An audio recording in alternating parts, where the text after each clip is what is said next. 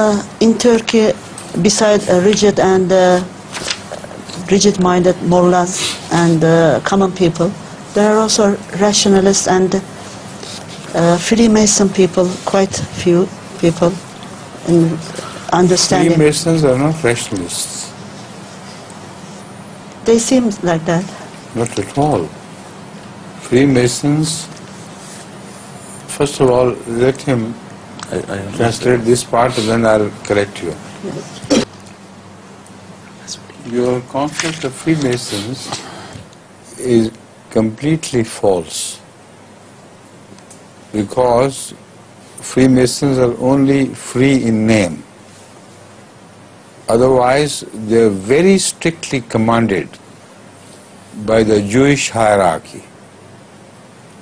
So much so that they take the oath of allegiance to the effect that if they reveal any secret of what they are told, they must be condemned to death. And they are always condemned to death.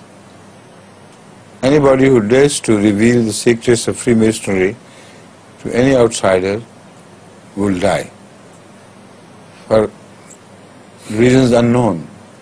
He may meet an accident, he may commit suicide, but he must die. This is what Freemasonry is.